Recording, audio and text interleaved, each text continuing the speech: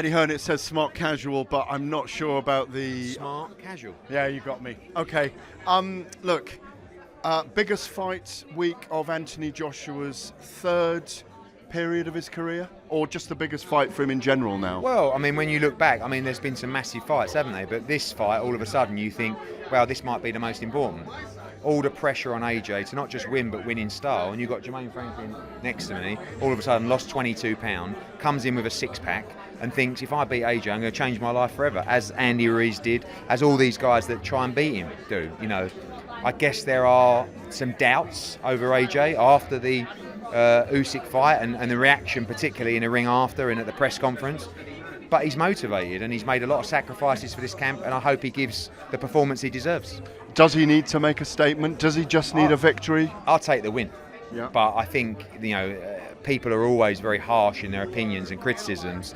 If he just beats Jermaine Franklin, you know, I'm sure he won't get any credit. If he steamrolls Jermaine Franklin, I guess people will say he's, you know... He should have done it anyway. Exactly. So he's damned if he does, and he damns if he doesn't. One of the reasons that we chose this opponent is because of the Dillian Whyte fight. You know, you can't ignore what Jermaine Franklin did in that fight. You can't say Jermaine Franklin's no good and in the same breath say, oh, I had him beaten Dillian Whyte. You know, so that's the level AJ's come back at, and this guy's motivated. You know, Jermaine Franklin, he really is, and he's talking all the right language. But as I said to AJ in Dallas, you do realise that when you let your hands go, you put the fear of Christ into people.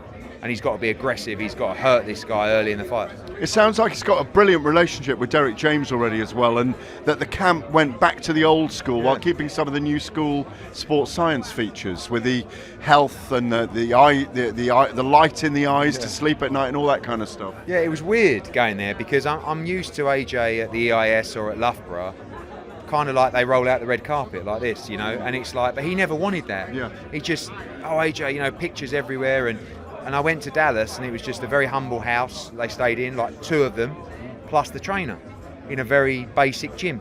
And I feel like that's what he needs. Just got to listen to Derek James. You know that when AJ's got a game plan he believes in, he's very good at executing that game plan. And they will have a game plan for this guy here. And like I said, hopefully he can execute it and take this guy out. Well, big right hands, the big jab and the big left hook that it should be. Do you expect Anthony to call out Tyson Fury if he does get a demolition job? No, I don't think that's really his style. I mean, I just feel like big fights are about timing. And you look at it now, Fury doesn't have a fight. If AJ wins, he doesn't have a fight. There's no mandatories for Fury.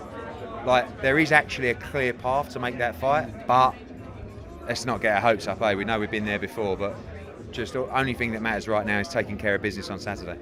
You can take this up with Simon Jordan later in the week, perhaps, and me, because I'm on the show with them on Friday at the weigh-in. We hopefully get you at the weigh-in. Is it true that Conor Benn may be headed for Abu Dhabi on June the 3rd against one to be confirmed? Yeah, I mean, I'm getting asked tonight about the Chris Eubank Jr fight. Someone said it's imminent. It's not imminent. There are negotiations going on about June 3rd, Abu Dhabi, Eubank against Benn. It's become very nasty between those two, and that makes a fight much more difficult to make. Of course, Manny Pacquiao wants that fight. Kell Brook's coming to see me tomorrow about his career, and for me, I would like to make the Eubank fight, and there is a chance he could land in Abu Dhabi on June 3rd. Well, you've got tomorrow to see Kell Brook, Wednesday the press conference, Thursday you can get that fight made, and Friday be at the press conference. Easy work.